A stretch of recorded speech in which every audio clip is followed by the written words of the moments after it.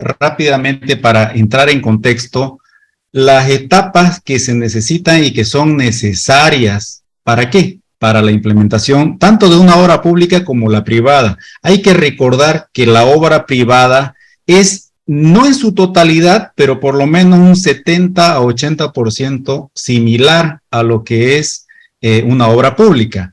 Muchos me dirán que la obra pública en extenso tiene mucha más normativa, es correcto. Sin embargo, la esencia de cada una de ellas es por lo menos en similitud un 80%, y es más, cuando la ejecución de una obra privada se la ejecuta en el marco de la regulación de un municipio, en este caso, se asemejan bastante. Entonces, vamos rápidamente. Para el proceso de una obra civil, para entrar luego en materia del campo estructural, todo proyecto nace bajo una necesidad, o sea, queremos mitigar una necesidad o aprovechar una oportunidad. Generalmente en el ámbito público es para mitigar necesidades, puesto que el Estado está creado para eso. En el marco del ámbito privado, generalmente se lo hace en marco para aprovechar oportunidades, ¿no? Tenemos la creación u obtención del bien o el servicio. Posteriormente a ello, una vez que ya ha sido ejecutado, tenemos la etapa de administración del bien o el servicio y en paralelo su mantenimiento preventivo y correctivo. Hasta aquí no hay nada nuevo, todo esto ocurre en el tiempo de vida útil o periodo de servicio con el cual fue diseñado. Luego de que pasamos el periodo de diseño, hacemos un análisis y una toma de decisión en el cual podemos hacer un plan de refacción, restauración o ampliación, que va a ser un nuevo proyecto, o en todo caso, dar de baja el bien o el servicio bajo una evaluación. Este vendría a ser el ciclo de la etapa de una obra civil en el marco de un proyecto. Esto se refleja también en el ámbito privado, obviamente con su análisis de alternativas, factibilidades y prefactibilidades, pero en el ámbito privado. Vamos a hablar del redondito anaranjado, que justamente eso es lo que centra el estudio en esta presentación. Lo tenemos nuevamente acá. Esta creación u obtención del bien o el servicio se lo realiza a través del proyecto. ¿Por qué vamos a hablar mucho del proyecto? Porque es ahí donde nacen el 70 a 80% de las patologías estructurales, en este caso, nacen del proyecto. El proyecto tiene sus componentes. Aquí hay otra cosa muy particular que debemos entender.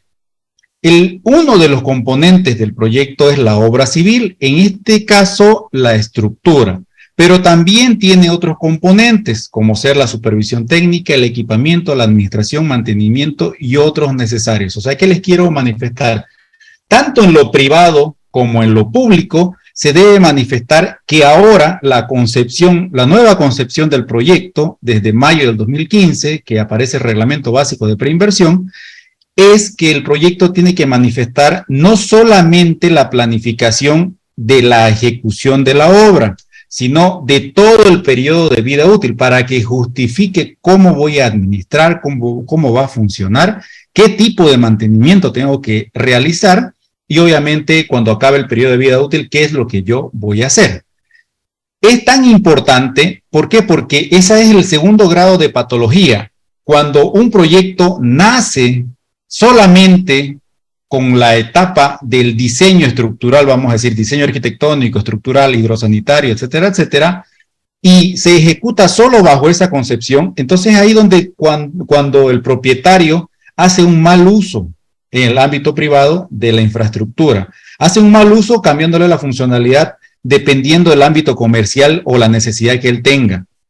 En el ámbito público eso no se debe dar, pero generalmente se da esas patologías cuando vemos hospitales, unas mega estructuras donde no hay ítems para los médicos. O sea, no ha habido la planificación para el funcionamiento. Lo propio pasa con las unidades educativas y otras estructuras que hemos visto que han quedado solamente en la etapa de construcción.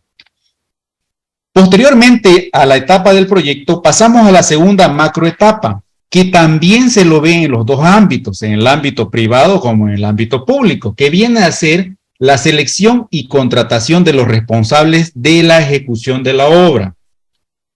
Y pasamos a una tercera etapa que viene a ser ya la materialización de lo que denominamos proyecto.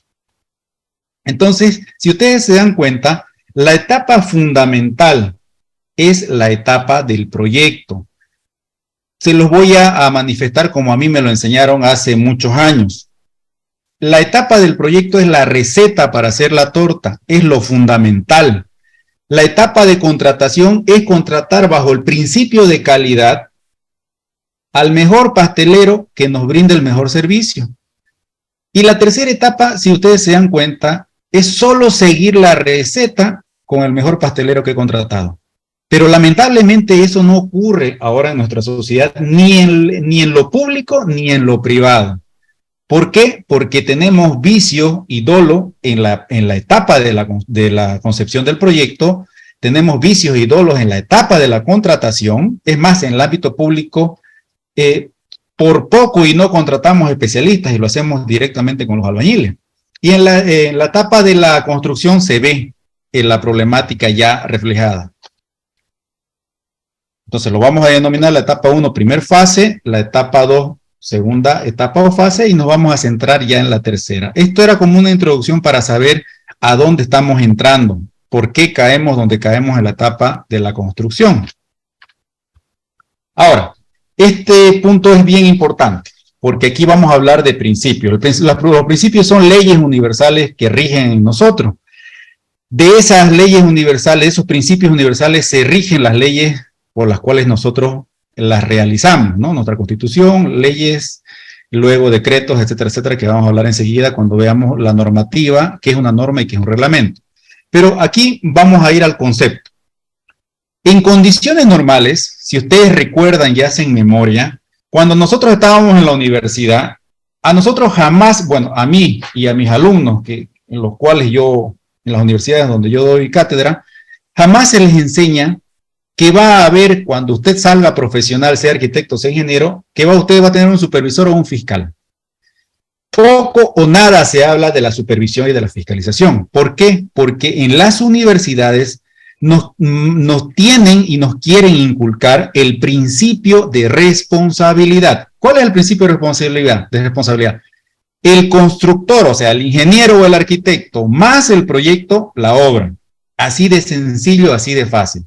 No debería y no tendría el por qué tener un control llamado supervisor, un primer control y un segundo control llamado fiscal. Pero como estamos en el ámbito público y la normativa así lo requiere, es por ello que aparecen esas dos figuras que entran en la etapa de la ejecución de la obra. La entidad número 2 que le denominamos supervisor o empresa de supervisión cuando es una entidad, y también la entidad tercera, que es la fiscalización de la obra, o el fiscal de obra. Recordemos que en el ámbito privado está determinado así, mediante nuestro sistema de administración de bienes y servicios, y en el ámbito público está regido por el Código de Urbanismo y Obra, que también lo rige de esa forma. Sigamos. Proceso de implementación de una obra pública, simplemente es una recopilación de lo que ya habíamos hablado. Tenemos la primera etapa, que es la preinversión. Esto lo voy a hacer de una forma muy rápida, puesto que no es la esencia de la explicación hoy día.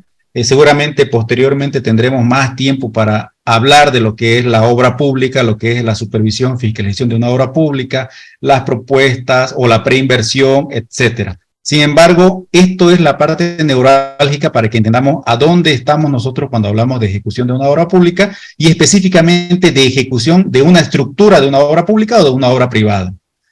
Estamos en la etapa de preinversión, como les habíamos comentado, las etapas de contrataciones y luego la etapa de ejecución de la obra. Para la preinversión en el ámbito público, enseguida vamos a tener la misma lámina, pero ya discretizando también el ámbito privado, pero ahora solamente netamente esta lámina es ámbito público. Tenemos nuestro reglamento básico de preinversión que nos manifiesta que debemos realizar el informe técnico de condiciones previas más un proyecto que ahora lo llamamos EDTP, Estudio de Diseño Técnico de Preinversión. Ese es el proyecto. Tenemos la unidad solicitante y bueno, está determinada bajo los principios de desarrollo y equidad social. Su objetivo ya lo habíamos manifestado. Un proyecto nace bajo la concepción de dos ideas, de una de dos ideas, bajo la concepción de mitigar una necesidad o de aprovechar una oportunidad. Pasamos a la etapa de contrataciones, que está determinado por lo que viene a ser el sistema de administración de bienes y servicios. Tenemos todo un proceso de contrataciones que se eleva a través del sistema de contrataciones estatales y diferentes pasos. Se elaboran las propuestas técnicas y económicas en las diferentes cuantías que tenemos de contrataciones y bajo los diferentes tipos de contrataciones y bajo las diferentes evaluaciones de los procesos de contratación, ¿no? ¿Qué principios rigen la contratación, tanto en lo público como en lo privado? La calidad, transparencia y legalidad. ¿Qué objetivo es el que pretendemos? El obtener una propuesta técnica y económica eficiente que cumpla con lo requerido en la etapa de preinversión. Lo que queremos lograr con esta etapa es tener el contrato de una empresa constructora y el contrato de una supervisión técnica. Eso es lo que pretendemos acá. Y por último, llegamos a lo que vinimos, a la etapa de ejecución. Que la etapa de ejecución la podemos dividir en 4 macroactividades. Todas las actividades previo al inicio de obra. Esto es lo más importante porque es como una planificación para la ejecución de la obra. Luego tenemos la emisión de la orden de proceder o el inicio de obras. Luego tenemos la ejecución de la obra propiamente dicha, la cual se enmarca en 3 controles fundamentales. Como les digo, esto es bien amplio y podemos hablar muchas horas de ello, pero no lo vamos a hacer hoy día. Pero sí manifestarle que la ejecución de la obra se enmarca en 3 controles fundamentales: control calidad, control costo y control tiempo. Posteriormente pasa el plazo de la ejecución de la obra, se acaba la obra y tenemos las terminaciones mediante las recepciones provisionales, definitivas y su planilla de liquidación final. ¿Qué principios rigen a la ejecución de la obra? Principio de responsabilidad, esa es la madre de los principios. Principio de transparencia y legalidad. ¿Qué es lo que queremos como objetivo en esta etapa? Materializar lo que nos dice el proyecto, porque al materializar lo que nos dijo el proyecto, vamos a cumplir los objetivos del proyecto. Cumplimos los objetivos del proyecto y mitigamos la necesidad por la cual fue concepcionado el proyecto, o en su defecto aprovechamos esa oportunidad. Así de sencillo. Y el producto esperado es el bien o el servicio materializado. La normativa aplicada en el ámbito público para la etapa del proyecto viene a ser el Sistema de Planificación Integral Estatal, el SPIE. Esperen un segundo. Ya, ahora sí ya le pusimos silencio. El Sistema de Planificación Integral Estatal, la cual rige que se debe tener, ya la arquitecta tengo entendido que habló en extenso de lo que es la planificación. Recordemos que la planificación podemos subdividirla en tres niveles: a largo plazo, a mediano y a corto plazo, y también, esto es a través del tiempo, y a través del marco, los niveles de gobierno, territorialmente hablando, tenemos también el nivel central de gobierno, departamentales y municipales, e indígenas originarios campesinos. Por eso tenemos ese Plan General de Desarrollo Económico Social de alcance de 15 a 25 años, tenemos el Plan de Desarrollo Económico Social, que es una gestión de gobierno. Recordemos que ese PDES se aprobó en noviembre del 2021, es lo que rige, da los lineamientos que rigen la planificación de todo Bolivia durante 5 años en sus diferentes niveles de gobierno. Bajo esos niveles se desarrolla la planificación territorial de desarrollo integral por los municipios y por las gobernaciones con sus planes estratégicos institucionales. Esperen un segundo. En la etapa de ejecución, de contratación, obviamente tenemos la Ley 1178 en su 5º sistema nacional, el Sistema de Administración de Bienes y Servicios. Recordemos que la Ley 1178 tiene 8 sistemas nacionales, ¿no? El 5º es el Sistema de Administración de Bienes y Servicios. Ahora, aquí justamente lo puse con rojo. Ingeniero, me preguntan, ¿y para la etapa de ejecución tendremos una norma específica o una norma que esté amparada, una ley específica, así como tenemos el SPIE, está amparado bajo la ley 777, tenemos para las contrataciones y la administración en sí, la ley 1178, pero para la ejecución de obra, eso tan vital, que es una tercera etapa, ¿tendremos nosotros un reglamento? Lamentablemente no lo tenemos. Aquí entra un concepto muy claro y se los voy a mencionar para que no tienda a confundirse, porque debe haber harto participante que trabaja en municipios generalmente. Es el término de órgano rector. Ustedes recuerden que nuestra ley madre es la Constitución Política del Estado.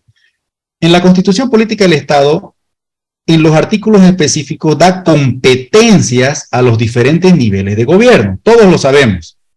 El que tiene el 90% de las competencias privativas, o sea que no puede ni siquiera delegar, es el nivel central de gobierno. Una de esas competencias es reglamentar la administración pública. Por eso designa a su Ministerio de Economía y Finanzas Públicas que se haga de la tutela de la Ley 1178. O sea, la Ley 1178 está bajo la tutela del Ministerio de Economía y Finanzas Públicas. Ninguna ley municipal, por más autónoma que sea, puede estar por encima de esta ley. Y no es porque una ley municipal sea más o sea menos, sino porque dentro de la ley usted estaría otorgando competencias para la cual usted no ha sido creado como consejo municipal.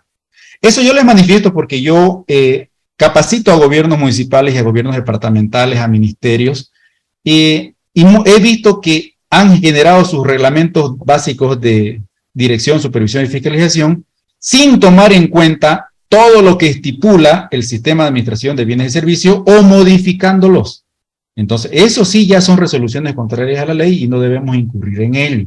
Si quisiéramos tener como municipio de Santa Cruz, vamos a decir, un reglamento de ejecución de obra de dirección, supervisión y fiscalización para hacerlo bien, tenemos que tomar en cuenta todo lo que nos dicta la ley 1178, o sea, las SAPs en su totalidad.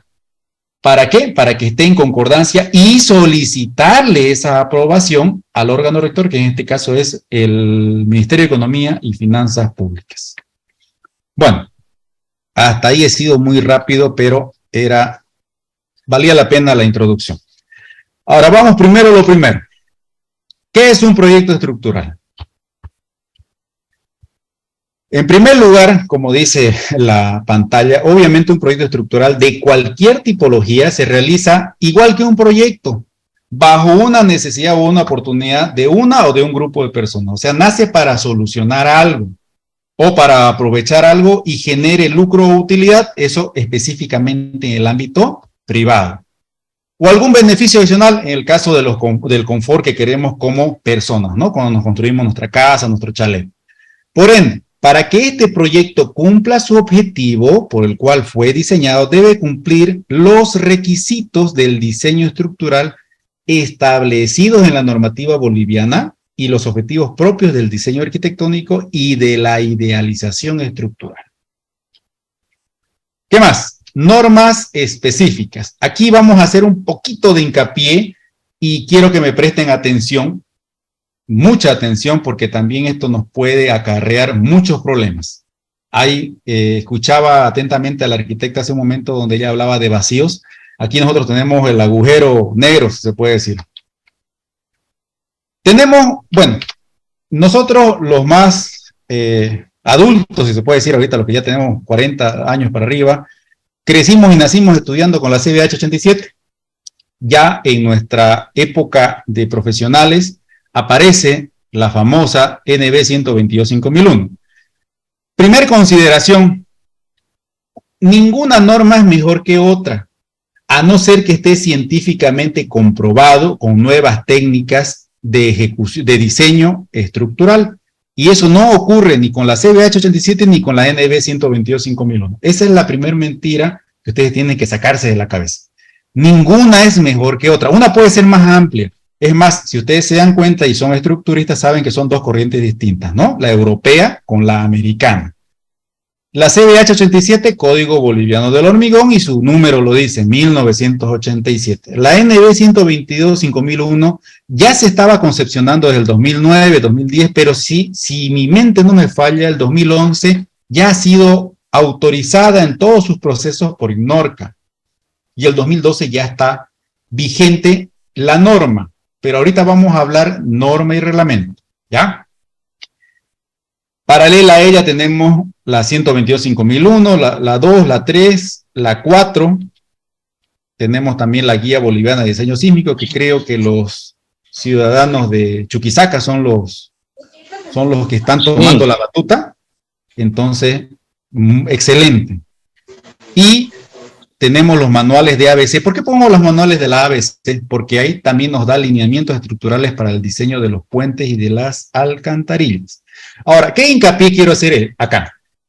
Nosotros como empresa, que ya llevamos aproximadamente 15 años trabajando y perfeccionando todas nuestras metodologías en el ámbito técnico y legal, porque lamentablemente, bórrense de la cabeza también esa terminología de yo soy técnico, no soy legal.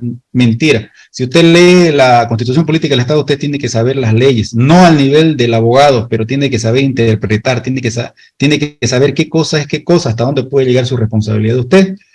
Y mínimamente debe saber la Constitución. Entonces, en la Constitución vamos a ver que nuestra ley madre justamente es la Constitución Política del Estado, por debajo están las leyes nacionales, luego los decretos supremos, etcétera, etcétera. Entonces, para que algo sea coercitivo, que quiere decir obligatorio, que yo tenga que utilizarlo en mi diseño, tiene que estar con un paraguas encima de una ley. Eso lo tiene la CBH 87. Las NBs de la 5001 a la 5004 no la tienen. Entonces, ahí viene el primer shock que tiene todo estructurista y todo director, presidente de la sociedad de ingenieros, todos los ingenieros que trabajan en los municipios que ya están pidiendo desde hace varios años las NB 122. La única norma estructural que tiene una ley en el entonces Congreso, porque antes era Congreso, no era Asamblea, es la CBH 87. ¿Qué se debió realizar en este ámbito? Derogar la CBH 87 y aprobarla mediante una ley nacional a las NBs, para que sea de uso obligatorio. Esto yo les manifiesto porque nosotros representamos diariamente a profesionales y empresas constructoras, en algunos casos entidades, ya no solamente en un estrado administrativo o de Contraloría, sino en un estrado judicial, donde lo primero que manifiesta un juez es cuál es la ley que sustenta esta norma. Entonces, es ahí donde recién nos damos cuenta de la legalidad de nuestras normas. Vuelvo a repetir, para que no entren en el enojo que siempre sucede a veces cuando uno diserta en diferentes partes de Bolivia. No se está manifestando que una norma sea mejor que la otra. No se está manifestando que si usted utiliza la NB es ilegal y se va a ir a la cárcel. No. Sin embargo, vamos a suponer que estamos en una obra pública y en la obra pública diseñamos un edificio y ese edificio lo hacemos con la 122-5001 y vamos a suponer que ocurre un problema. No por la norma, sino porque yo lo diseñé mal, pues, ¿no? Obviamente. Falló en algo, vamos a decir. O vamos a decir más fácil el ejemplo. Ocurrió un hecho natural, no previsible. Ya tampoco fue mi culpa, no me equivoqué en el diseño. A usted le van a hacer responsable por el diseño en primera instancia. Te va a ir a declarar y cuando declare, el juez le va a decir y le va a hacer la simple consulta. ¿Por qué utilizó la NB 122? Cuando la única norma estructural en Bolivia que tiene una ley es la CBH 87. Entonces, eso se los dejo para su reflexión. Enseguida vamos a seguir hablando más de esto, no lo estoy cerrando el tema, simplemente es el primer bombazo que vamos a lanzar. Seguimos. La etapa de ejecución, nuevamente vamos a nuestras 3 macroetapas. Etapa 1, el proyecto, ya lo sabemos. La etapa 2, la ejecución, y la etapa 3, la post-ejecución. ¿Ya? Fíjense que ya no la puse en la contratación. Ya no es que sea un error, sino que ahora vamos a hablar ya netamente del ámbito de estructuras. Ahora, en la etapa 1 tenemos un tipo 1, proyecto estructural de nueva concepción, ¿no? Eso nos puede tocar. Ingeniero, yo soy el arquitecto tal, quiero que me elabore el proyecto estructural de este edificio. Ya. Segundo, en la etapa de ejecución existe un segundo tipo de proyecto estructural, el proyecto estructural de modificación a solicitud o iniciativa. ¿Qué es eso, ingeniero? El 70-80% de las obras, no debería ser así, el 70-80% de las obras sufren modificaciones estructurales, justamente por lo que les había dicho como premisa, que en la etapa 1 está la patología, lo diseñan mal. Entonces ya estamos ejecutando, sea en el ámbito privado o en el ámbito público, y tenemos la necesidad de modificar el proyecto. En el ámbito público sabemos que lo hacemos mediante modificaciones al contrato, en este caso contratos modificatorios. En el ámbito privado no tendremos ese trámite previo, pero sí necesitamos la autorización, obviamente, del dueño. Pero ya es una tipología número 2, proyecto estructural modificado, fíjense. Entregamos la obra y estamos en una tercera etapa post-ejecución. Ahí sí me equivoqué con una E, le puse 2E. Tipo 3.1, proyecto estructural de obra ejecutada para certificación de estabilidad y regulación en el sistema municipal. Ya, esto, en esta parte no quiero que se me confundan.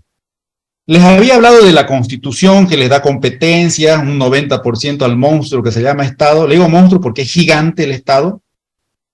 Luego otras pequeñas competencias a los departamentos a través de sus gobernaciones y otras a los municipios. Los niveles municipales tienen la competencia de regular el desarrollo urbano en su municipio. Obviamente que eso implica obras, ¿no ven? Pero al decirle eso, no quiero decirles que les da la competencia de aprobar normas estructurales que le compete al gobierno central. Ahí no quiero que se me confundan. Uno, por ejemplo, en Santa Cruz, los que están en Santa Cruz, tenemos nuestro famoso Código de Urbanismo y Obras. ¿Ve? Una serie de reglamentos codificados, Código de Urbanismo y Obras. Entonces, cuando uno no cumple, estoy hablando de lo privado, cuando uno no cumple, hace el proyecto, pero no lo hace aprobar en ninguna instancia, solamente contrata a un arquitecto, el arquitecto se lo diseña, contrata a un ingeniero, el ingeniero lo diseña, hay un micrófono prendido, la etapa de ejecución lo ejecutan así, se encerraron con tablas, nadie los ve y listo, empezaron a construir. Aparece esta tipología 3.1, ya está ejecutada la obra. Entonces quieren la famosa regularización, ¿no? Por eso le dice proyecto estructural de obra ejecutada, pero te llama el dueño y te dice, ingeniero, mi edificio está perfecto, le dice, pero quiero que me lo regule, o sea, quiero que me lo haga aprobar por la alcaldía porque ha salido una ley municipal donde me dicen que yo puedo regularizar este tipo. En Santa Cruz eso está de moda, lamentablemente. No sé en otras partes del país, pero en Santa Cruz lamentablemente está de moda eso. No debería ser así porque todos estarían esperando esa famosa ley para hacer todo mal al inicio y al final regularizar. Pero ya es un tipo de proyecto. ¿Qué debemos hacer? ¿Cómo vamos a recalcular? ¿Qué vamos a hacer? Por eso es otro tipo de proyecto, 3.1. ¿Qué más tenemos? Proyecto tipo 3.2, igual post ejecución, o sea, ya la obra está ejecutada. Tenemos el proyecto estructural de obra ejecutada para reforzamientos estructurales por remodelación y o ampliación del modelo estructural original. La famosa, hágame un pisito más, ingeniero. O quiero modificar quiero poner un gimnasio en mi último piso, en mi edificio, quiero darle mayor rentabilidad. Refuérceme. ¿No ve? Por eso dice por remodelación o ampliación del modelo estructural. Ya la obra está ejecutada. ¿Qué hacemos? ¿Qué tipo de proyecto más hay? Tipo 3.3, proyecto estructural de obra ejecutada para restauración del modelo estructural original. ¿Qué se diferencia del de arriba? Que el de arriba, la obra está bien originalmente, pero yo voy a modificarla por la funcionalidad. En cambio, en el 3.3, la estructura ya tiene una patología, por eso habla de restauración, ¿ya? Pero esto no es para obras antiguas, estos son para obras estructurales que tienen patologías por X o Z razones. No le hicieron buen hormigonado, ya está una patología. No le pusieron el acero que debían ponerle, que decía el proyecto, ya está otra patología. No lo curaron, ya está otra patología, y así, etcétera. Y el último, ya es similar al anterior, pero es para las obras antiguas. Proyecto estructural de obra ejecutada para refacción o reforzamiento estructural que presentan patologías estructurales. Bueno, ¿qué más tenemos? Ahora sí vamos a entrar en esta parte importante, que es otro shock mental que tenemos nosotros los ingenieros. ¿Qué es norma y qué es reglamento? Yo crecí desde mi infancia pensando que la norma era mucho más que un reglamento y les comento que no es así. Los reglamentos técnicos son obligatorios y las normas técnicas son voluntarias. Así nomás de sencillo. Y muchos me dirán, pero ¿cómo, pues, ingeniero, si hay normas técnicas que son, tienen coercitividad, son obligatorias? Ahorita vamos a ver cómo una norma se hace obligatoria. Enseguida vamos a ver, ¿ya? No se preocupe. Las reglamentaciones técnicas son responsabilidad, ojo, este es otro parámetro importantísimo. Las reglamentaciones técnicas son responsabilidad únicamente del sector público, mientras que las normas pueden ser desarrolladas por diversos organismos, tanto del sector público como del sector privado. En el caso, un ejemplo bastante visual es lo que están haciendo en Chuquisaca y no sé qué otro departamento más, que viene a ser la guía de diseño sísmico. Son privados los que están impulsando, son, si no me equivoco, los ingenieros de la CIPS, asociaciones técnicas, etcétera, etcétera. Entonces, ese es un claro ejemplo de que la norma lo puede realizar un grupo de especialistas. En cambio, el reglamento, solo la entidad competente en el ámbito público. Sigamos. Ahora viene la jerarquía, que les había comentado hace un momento. En jerarquía de normativa tenemos nuestra Constitución, tenemos las leyes nacionales y los niveles bases, las sentencias, normas, contratos. La famosa pirámide de Kelsen que han debido escuchar desde el colegio, la Constitución, leyes y reglamentos, ¿no? Otro parámetro de la pirámide de Kelsen, Constitución, leyes, resoluciones, decretos supremos y resoluciones supremas. Bueno, ¿qué hacemos entonces ahora, norma o reglamento? Esa es la disyuntiva. ¿Cuál es la diferencia entre una norma y un reglamento? Reglamento técnico es dictado por una autoridad competente. La norma técnica es elaborada por un organismo competente. Vean la diferencia, este organismo puede ser privado, caso, sociedad de ingenieros, colegio de ingenieros, asociación de ingenieros. Reglamento, su aplicación es obligatoria, no es si yo quiero, es obligatoria. La norma técnica, su aplicación es voluntaria. Reglamento técnico, no necesita consenso, lo elabora la entidad y lo lanza y se acabó. La norma técnica tiene que tener consenso. El reglamento técnico, su no cumplimiento implica sanción de la autoridad. La norma técnica, su no cumplimiento puede ser sancionado por el mercado, pero no por la autoridad, ¿no? Al decir mercado, les hablo de la oferta y la demanda, ¿no? Ahora sí, ¿cómo una norma se convierte en obligatoria? Esa es la gran pregunta.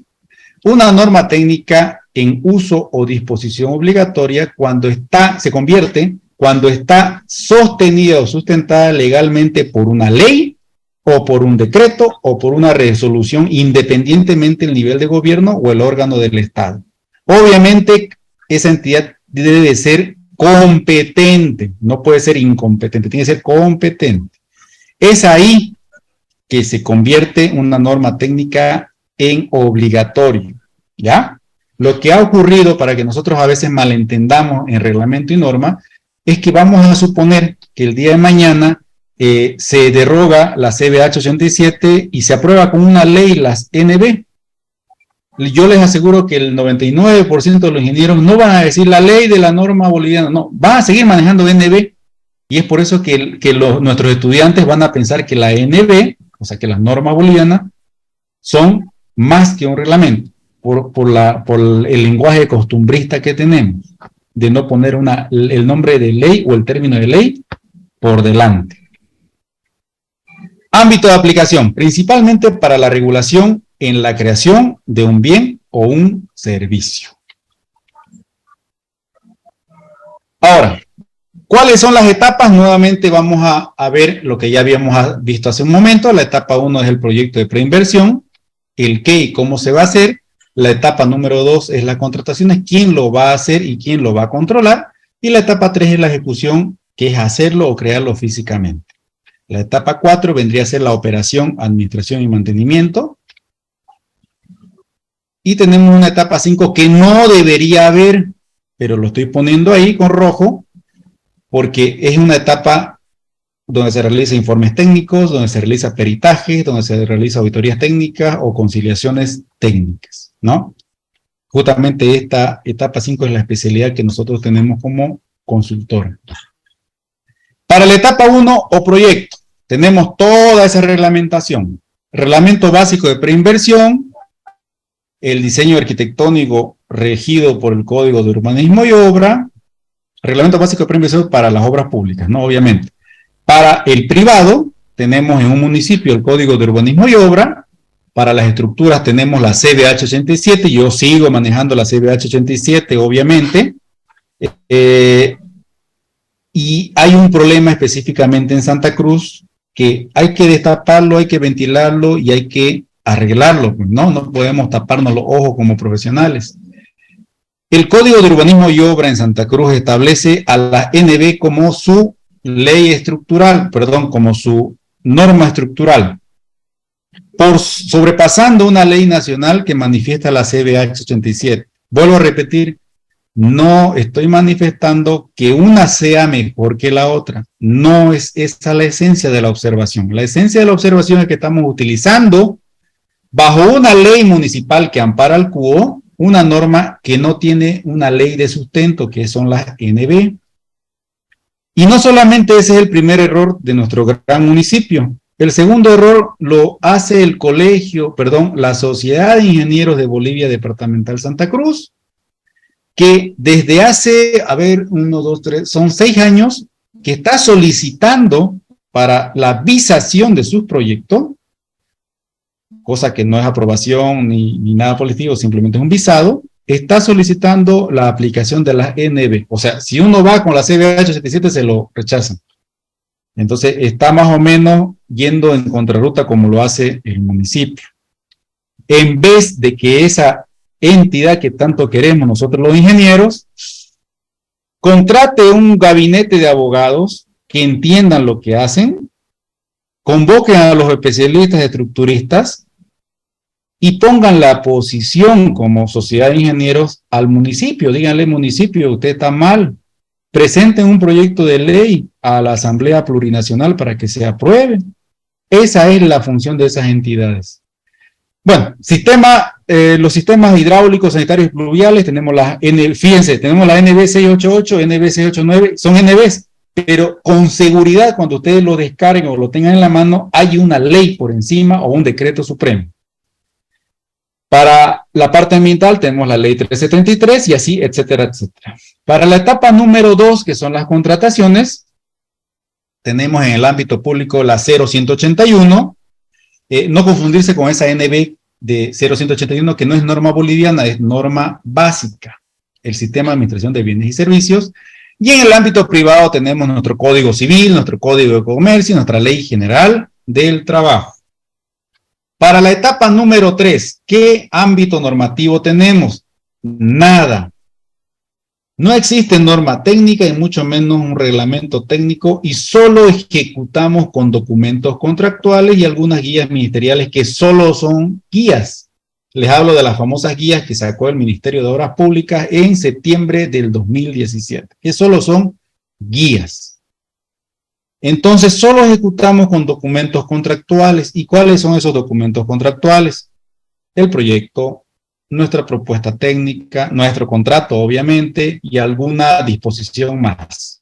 O sea, sacamos un poquito de todo para construir la obra. Y es ahí el punto neurálgico, el segundo punto neurálgico de la patología, porque el primero que habíamos visto nosotros era la etapa de proyecto. Para la etapa 4, para la operación, administración y mantenimiento de nuestras estructuras, tendremos algún reglamento que nos diga cómo debemos operar, cómo debemos administrar o qué debemos proponer como proyectistas para esta etapa. Nada. No tenemos normas técnicas y mucho menos reglamentos técnicos. Si bien en la etapa del proyecto tenemos puntos específicos en la parte pública, o sea, en la 0115 tenemos puntos específicos que nos manifiestan que debemos, como les había comentado al inicio, debemos prever la administración, el funcionamiento, los mobiliarios, mantenimientos. Son puntos específicos que te dicen hagan, pero no te dicen cómo vamos a hacer. O sea, es un libre albedrío. Desde una frase que podemos ponerle hasta una guía de metodología de cómo debemos hacer funcionar algo o cómo debemos mantener preventivamente o correctivamente de acuerdo a la experiencia del proyectista. Y eso ya vendría a ser una libertad absoluta donde muchas veces incurrimos en no hacerlo. Ahora, para la etapa 5, mucho menos, pues no tenemos normas técnicas y mucho menos un reglamento. Y aquí viene el punto de la esencia de la disertación. Nosotros como empresa hemos creado una metodología que les voy a compartir el 90% de la metodología. No puedo compartir el 100% porque ese 10% obviamente es el funcionamiento de la empresa. Estoy exento de poder compartir ese 10%, pero con el 90% ustedes van a quedar más que suficientemente satisfechos de la metodología sencilla, amparado en lógica de cómo se debe realizar una evaluación estructural y una auditoría técnica. ¿Ya?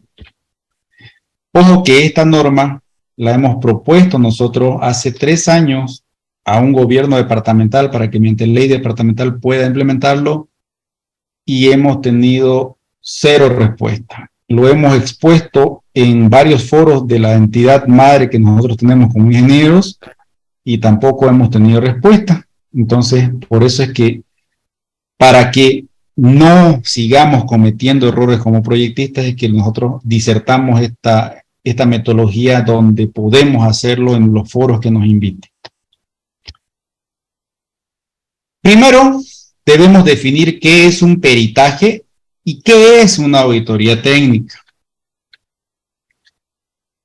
Una auditoría, aquí están los puntos clave. Una auditoría es un proceso de verificación. No se olviden el término proceso, porque es una secuencia de pasos de verificación y o validación del cumplimiento de una actividad según lo planeado, o sea, según lo que nos dicta el proyecto y sus directrices estipuladas. Según la ISO, o sea, la Organización Internacional de la Normalización, es un proceso sistemático, independiente y documentado, porque se ampara en documentos, en evidencias, que permite obtener evidencia de auditoría y realizar una evaluación objetiva. Es más, los auditores le llaman examen, para determinar en qué medida son alcanzados los criterios de auditoría, conjunto de políticas, procedimientos o requisitos a revisar. ¿Cuál es la finalidad? La finalidad de una auditoría, ojo que estoy hablando auditoría, ¿no? Es diagnosticar, identificar qué actividades se desarrollan según lo esperado, cuáles no, y aquellas que son susceptibles de mejora. Con esto nos manifiesta que no solo es para penalizar, sino también para corregir y reencauzar. Realizar una auditoría empresarial es equivalente a realizar un examen médico de una persona, donde a partir de una evidencia o examen se pueden detectar fallas, promover mejoras y reunir información objetiva del estado de la organización para tomar decisiones. Ahora, eso vendría a ser una auditoría. La definición de un peritaje, esto que tanto hablamos y que muchas entidades se abrogan, que ellas son las que certifican a los peritos, cuando en nuestra legislación boliviana no hay. No hay una entidad específica que nos dicte la ley, que nos diga, ¿sabe qué? Esta es la lista nominada de peritos. Lo seguimos haciendo por costumbre. ¿Qué quiero decirles por costumbre? Cuando entramos a un proceso judicial en lo privado, generalmente el juez, entramos en una etapa preliminar de conciliación, se les dice. Y en la etapa de conciliación, ese es el nombre. El juez dice, a ver, concilien, vean si pueden arreglar de la mejor forma. Y generalmente en esa etapa él solicita que puedan hacerse un peritaje. Entonces, como no hay una ley que le diga al juez, ¿sabe qué? Los peritos deben tener esto, deben tener este registro y el registro lo otorga tal persona o tal entidad. No existe, entonces, por costumbre, y además por vinculación con la ley 1449, que es el ejercicio profesional, envía solicitud a la sociedad de ingenieros, en el caso de que sea ingeniería lo que se necesite, para que la sociedad de ingenieros le pueda emitir una terna de profesionales. Ahora, viene la pregunta ahí. La sociedad de ingenieros en cualquiera de sus departamentales, ¿cómo evalúa a sus peritos? ¿Cómo evalúa quién es perito y quién no es perito? ¿Qué reglamento tienen? ¿Lo aprobaron por asamblea la sociedad de ingenieros departamentales que tienen? ¿O están incurriendo en beneficiar a amigos X o Z que tiene el directorio actual de esa sociedad? O sea, ahí vienen los primeros vicios, ¿no? ¿Quién es calificado como perito y quién no es? ¿Cómo se los califica? Cuando le llega la solicitud a una sociedad de ingenieros, ¿cómo hace la selección de enviar la terna? Lo hace aleatoriamente, tienen un programa donde tienen 200 peritos y sale una lista X de 3. ¿Cómo lo hacen? Entonces, esas son las preguntas reales que nosotros como profesionales debemos realizarnos. Pero vamos a la definición de peritaje primero, peritaje técnico. Un peritaje técnico no es más que un estudio especializado, en resumen de todo. Por eso es que hay peritajes en el ámbito forense, peritajes estructurales, peritajes de la construcción, o sea, que abarca toda la construcción, peritajes del proyecto, hay peritos en materia civil, peritos en materia penal, o sea, hay de todo tipo de materia. ¿Por qué? Porque el peritaje es un estudio de un especialista. Eso es el peritaje. El peritaje es aquel en el que es necesario un alto conocimiento técnico. O sea, no puede ser cualquier profesional. Son informes técnicos porque emite un informe pericial para determinar el origen de alguna patología o lesión. ¿Ya? Ese es el concepto. ¿Cuál es la finalidad? Esto es muy importante, que se distingue de la auditoría. El objetivo de la prueba pericial o peritaje técnico es establecer la causa del hecho y su efecto. Fíjense, la forma y circunstancia por la cual ha desencadenado tal situación, sea esta estructural o no. Eso viene a ser un peritaje. Ahora, para tenerlo más claro, un peritaje técnico, nosotros a través de los años hemos armado, de acuerdo a la lógica, a la experiencia y el estudio que tenemos en normas, que debe tener mínimamente la metodología de estos 3 cuerpos. ¿Ya? Les doy la receta. Primer cuerpo, un diagnóstico, donde ese diagnóstico tiene y conlleva estudios de campo y estudios de gabinete. Segundo cuerpo, la evaluación. De ahí vienen evaluaciones estructurales, ¿no? Lo que obtenemos de los estudios de campo, o sea, del diagnóstico, versus lo que debería ser según la norma. Eso es evaluar. Para finalizar con el informe pericial, que viene a ser las conclusiones y recomendaciones. ¿Ya? Hay una pregunta que quiero responderla antes que se me pase. Dice, buenas noches, en la etapa post-ejecución y de acuerdo a la tipología 3.4, según su experiencia, ¿cuáles serían los ensayos no destructivos recomendados para realizar una evaluación y verificación estructural adecuada, sabiendo que los ensayos por toma de núcleos de hormigón y esclerometría tienen resultados de resistencia al hormigón totalmente opuestos? Ya, le explico rápidamente eso. Todos los estudios que hacemos, esclerometrías, pachometrías, ultrasonidos, ¿qué más hay? El pull-off, extracción de núcleos, etcétera, etcétera, etcétera. Obviamente, ¿dónde lo hacemos? ¿Lo hacemos en oficina o lo hacemos en campo? Lo hacemos en campo. Entonces, ahí está en tu diagnóstico estructural en estudios de campo. La aplicación de todos esos estudios para un diagnóstico se lo hace en gabinete. Ahora bien, le respondo los tipos. Si usted no tiene, como hemos demostrado hace un momento, un reglamento nacional para ejecución de obra, por lógica sabemos, y se los demostré, que no tenemos un reglamento para auditorías técnicas ni evaluaciones estructurales, o peritajes técnicos, perdón, no tenemos. Mucho menos tenemos reglamento para el uso de esclerómetro y el uso de extracción de núcleo o ultrasonido o pachometría o sondeo, etcétera, etcétera, todos los ensayos no destructivos. No lo tenemos, no hay. Y apunten los que te están haciendo tesis en maestrías, tema de tesis, hacer un reglamento del uso de la esclerometría, hacer un reglamento del uso de la corrosión del acero, hacer un reglamento de pachometría, etcétera, etcétera, porque no hay. Normas internacionales hay europeas y hay americanas. Nosotros cuando utilizamos nuestros equipos, porque tenemos casi todos los equipos esenciales, son alrededor de 16 estudios nuevos que realizamos tanto al acero como al hormigón. En realidad son 22 que existen, nosotros tenemos 16, los más esenciales. Utilizamos normas internacionales, obviamente. Ahora, para responderle cuál es mejor que otro, muchos me han preguntado, y aquí quiero hacer un pequeño hincapié, cuando uno realiza mal un ensayo, ningún estudio le sale bien.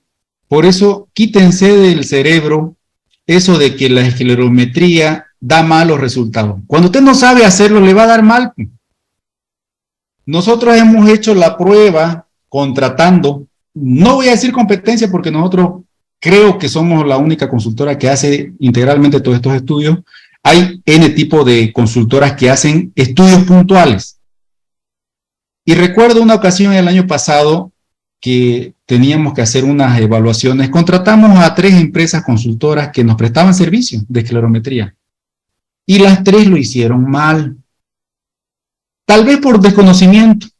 Porque un estudio de esclerometría, para los que no saben, es el estudio mecánico con un martillo que golpea y nos da determinada resistencia. Pero usted tiene que tomar en cuenta la calibración del equipo con un yunque calibrador. ¿Cuántos tienen yunque calibrador? Pocos, o casi 2 empresas en Bolivia. Tiene que tener un equipo pachómetro. ¿No saben qué es pachómetro? Un equipo pachómetro es el escáner que detecta su acero dentro del hormigón. ¿Por qué? Porque si usted en su estudio, imagínense que tiene una columna de 40 centímetros y en su estudio disparan y le da cabalito a un acero, obviamente que le va a dar mayor resistencia. Entonces fíjense que mucho hace la norma, chiquitita aunque sea, pero norma al fin del uso de un esclerómetro. Si usted no tiene todos esos instrumentos para hacer la esclerometría, entonces lo va a hacer mal. Si usted no tiene un aparato higrómetro, por ejemplo, para detectar el porcentaje de humedad del hormigón, para saber si está en condiciones de hacer esclerometría, le va a salir otro resultado, opuesto al de la extracción de núcleo. La extracción de núcleo generalmente no se llama extracción de núcleo, se llama extracción de testigo. ¿Por qué? Porque es un estudio invasivo. Y como su nombre lo dice, testigo, solamente cuando la estructura ya no funciona, cuando sabemos que ya falló la estructura y estamos en un proceso judicial, es cuando debemos utilizarlo, porque ya estamos dañando la estructura, le estamos haciendo un hueco. Entonces, por eso se le llama testigo. Vas a extraer el testigo, lo vas a llevar bajo 7 llaves y vas a romper delante de alguien de la contraparte para ver la veracidad de la resistencia de tu hormigón en masa. Bueno, pero no nos desviemos. Entonces, el peritaje técnico, tenemos estos 3 cuerpos. En estos 3 cuerpos está la clave del éxito para todo profesional. Un buen diagnóstico estructural, una buena evaluación de la estructura y por ende un buen informe pericial. Por eso es que ustedes, cuando cotizan un peritaje estructural, hay empresas o ingenieros que, vamos a decir, un edificio de 5 pisos, le presentan una propuesta de $200 y una propuesta de $5,000. Y no quiero manifestar que lo caro sale mejor, no, pero si el costo es elevado, uno tiene que tomarse la molestia de ver qué me está proponiendo. Porque recuerden esto, que el peritaje tiene que demostrarte esto. Usted esto es lo que va a defender ante auditoría interna en el caso de una obra pública o contraloría, o ante un estrado judicial en el caso de un proceso civil, o tal vez penal si es que se ha caído el edificio y ha matado gente. Entonces, no es ir a pasear o ir a ver, o como hacía un amigo, iba y tocaba el hormigón, veía y decía, está resistente. No se trata de eso, un peritaje técnico. La auditoría técnica son exámenes de las etapas.